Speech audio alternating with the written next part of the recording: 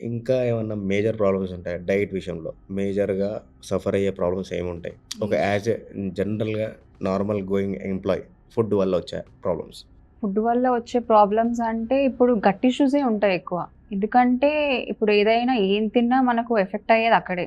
So bloating అని, gas అని, constipation అని, ఇంకా అప్పుడప్పుడు వామిటింగ్స్ అని, డయేరియా అని, ఫుడ్ పాయిజనింగ్ అని.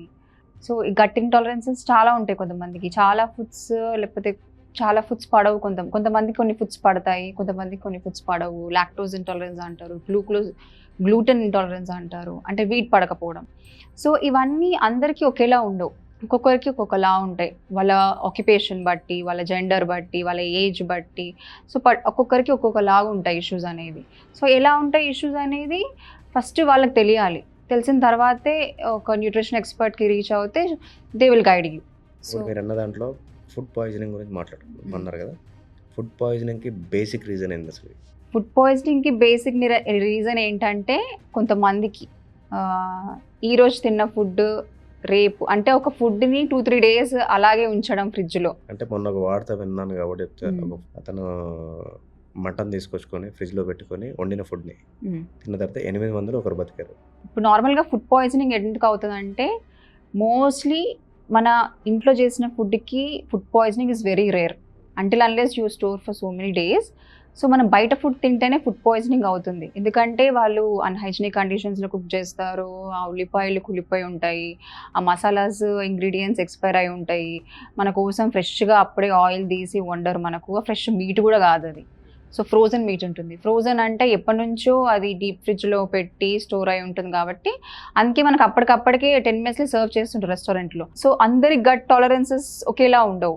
సో ఫుడ్ పాయిజనింగ్ ఒకరికి ఇప్పుడు సేమ్ రెస్టారెంట్‌లో మనం 4 మెంబర్స్ తిన్నా ఒకరికే ఫుడ్ పాయిజనింగ్ అవుతుంది. So it depends upon their body.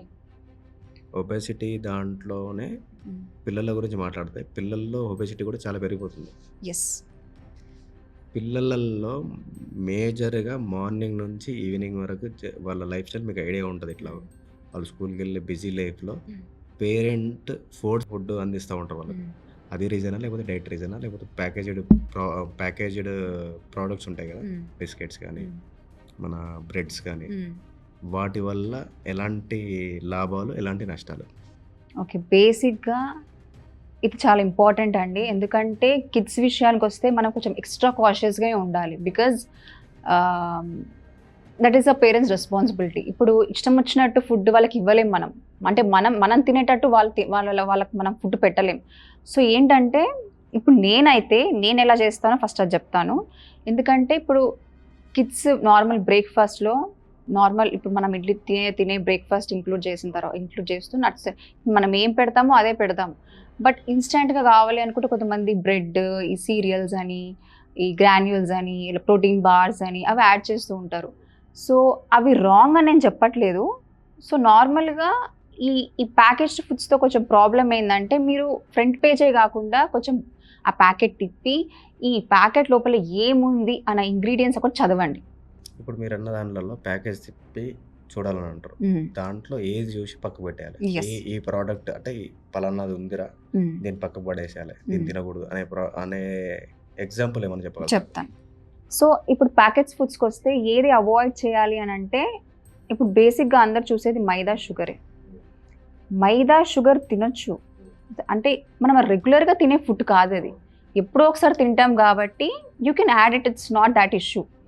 So నువ్వు మైదా, షుగర్ పక్కన పెడితే ఏమైనా ప్రిజర్వేటివ్స్ ఉన్నాయా, ఏమైనా ఎంఎల్సిఫైయర్స్ ఉన్నాయా, ఆర్టిఫిషియల్ కలర్స్ యాడ్ చేశారా, అవి ఫస్ట్ చెక్ చేసుకోండి. కొన్ని షుగర్‌కి సబ్స్టిట్యూట్స్‌గా ఆర్టిఫిషియల్ స్వీట్‌నెస్ మనకు అవి అసలు ఆ వర్డ్స్ కూడా స్పెల్ చేయడానికి కూడా రాదు మనకు. సో అలాంటివి అవాయిడ్ చేయండి. మీకు అసలు ఆ ఇంగ్రీడియంట్ ఏంటో అర్థం కానప్పుడు పక్కన పడేసేయండి ఆ ప్యాకెట్. మీకు మేజర్‌గా మెయిన్ ఇంగ్రీడియంట్స్ ఇప్పుడు సపోజ్ మీరు హోల్ వీట్ బ్రెడ్ తీసుకున్నారనుకోండి. పైన ఫ్రంట్ పేజ్‌లో 100% ఆటా 100% హోల్ వీట్ ఆటా అని ఉంటుంది. కానీ ప్యాకెట్ తిప్పి చూస్తే వాడు మళ్ళా ఫస్ట్‌ది మైదా అనే ఉంటుంది. ఆ సెకండో, థర్డ్ ఇంగ్రీడియంటో ఓన్లీ 4%, 5% వీట్ ఉంటుంది. అంతే మిగతా అంతా sugar, anti caking agents, artificial sweetness, preservatives, colours. So ఇవన్నీ లేకుండా నార్మల్‌గా 100% వీట్ అండ్ బ్రెడ్ అని ఉంటుంది. ఇంగ్రీడియంట్స్ కొన్ని ఉంటాయి. ఇప్పుడు కొన్ని బ్రాండ్స్ వచ్చాయి. So look for that. ఇంకొకటి నేను మొన్నే చూశాను ఎక్కడో, ఇప్పుడు వాటర్ బాటిల్స్ ఉంటాయిగా, వాటర్ వాటర్ బాటిల్స్ మామూలు water package bottles drinking waters. దాంట్లో గూడా లిక్విడ్ నైట్రోజన్ ఫిల్ చేస్తున్నారు. దానివల్ల షెల్ఫ్ లైఫ్ పెరుగుతుందంట. బాటిల్ ఓకే గట్టిగుంటది. ఇప్పుడు గట్టిగా ఫ్లెక్సిబుల్‌గా ఉంటది పట్టుకోవడానికి ప్యాకేజ్ చేసినప్పుడు. ఓకే దాని షెల్ఫ్ లైఫ్ గూడా పెరుగుతుందంట లిక్విడ్ ఓకే నైట్రోజన్. నన్ను అడిగితే అసలు packaged water bottles water packets తాగకపోవడమే మంచిది. అది కరెక్టే గానీ ఇప్పుడున్న పరిస్థితుల్లో మనకు అది చేయలేం కదా! క్యారీ దానికి your own alternate water bottle. మీరు ఎక్కడికి వెళ్ళినా వాటర్ బాటిల్ తీసుకోవాలి అన్న ఒక మైండ్ సెట్తో ఉండండి. ఎక్కడికి వెళ్ళినా అంటే ఇప్పుడు రెగ్యులర్గా ఇప్పుడు మీరు ఆఫీస్కి వెళ్తున్నారు, బయట ఫుడే కాకుండా okay have to take the carriage. అంటే this is all discipline. Okay నేను హెల్తీ లైఫ్ మెయింటైన్ చేయాలనుకుంటే carry your own water bottle, carry your own food. Jam ఉంటది. కెచప్స్ ఉంటాయి. పిల్లలు టమాటో కెచప్ గానీ, ఇవి తినడం వల్ల వాళ్ళకి బెటరా? కాదా? అంటే మనం హెల్తీగా ఆటా పెట్టి మనం చేసిస్తున్నాం. రోటీ చేసిస్తాం కష్టపడి. దానికి ఆల్టర్‌నేటివ్ ఇస్తున్నాం. ఓకే ఒక జామ్. జామ్ స్వీటనర్ కోసం జామ్. లేకపోతే కొంచెం హాట్ తినాలంటే కెచప్స్ గానీ అలాంటివి ఇస్తున్నాం. అవి ఎంతవరకు సేఫ్? ఓకే బేసిక్గా ఈ జాము కెచప్ పక్కన పెడితే అసలు ఫస్ట్ ఆఫ్ ఆల్ మీరు చపాతీ కెచప్ అన్న ఆ కాంబినేషనే మర్చిపోండి. That's not the right way to eat. ఇప్పుడు ఓకే జనరల్‌గానే ఇప్పుడు జనరల్‌గా ఎవరైనా సరే మా ఇంట్లో అయినా సరే ఒక్కొక్కసారి హరీ బరీలో చపాతీలో జామ్ పెట్టేసి రోల్ చేసి ఇస్తాం. బ్రెడ్‌లో జామ్ పెట్టేసి రోల్ చేసి ఇచ్చేస్తాం. బ్రేక్ వరకు మనం ఫస్ట్ మార్నింగ్‌లో దోస తినిపించిన స్కూల్‌కి ఒక బ్రేక్ టైమ్ అని కొత్తగా పెట్టారు. మా ఉన్న టైంలో అయితే లేదు.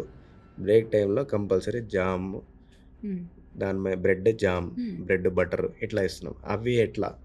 అది కూడా ఇప్పుడు మీరు ప్యాకెట్స్ ఫ్రంట్ ప్యాకెట్లో ఏముంటుంది, 100% టొమాటోస్ ఉంటుంది, నో షుగర్ యాడ్ అని కూడా వస్తుంది, నో ప్రిజర్వేటివ్స్ యాడ్ అని కూడా వస్తుంది.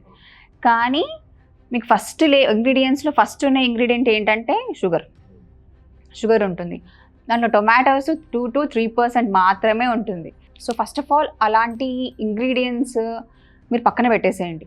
సో తినొద్దు అవన్నీ. సో ఎక్కువ ఇంగ్రీడియంట్స్ ఉన్న ప్యాకెట్ని అవాయిడ్ చేయండి. ఎక్కువ ఇంగ్రీడియంట్స్ ఉన్నాయి ఆ ప్యాకెట్లో అంటే that's not good for you. So ఎంత షార్ట్గా అంటే ఇప్పుడు కెచప్ అయితే ఏముంటుంది, టొమాటోస్ కెచప్ టొమాటోస్ ఉంటాయి, షుగర్ ఉంటుంది. So that's it. అంతకంటే ఎక్కువ ఉంటున్నాయి అంటే it's loaded with other nasty things. So avoid such kind of things. ఇప్పుడు బిస్కెట్స్ ఉంటాయి. ఇప్పుడు షుగర్ ఫ్రీ బిస్కెట్స్ అని, డైజెస్టివ్ బిస్కెట్స్ అని చాలా వస్తున్నాయి.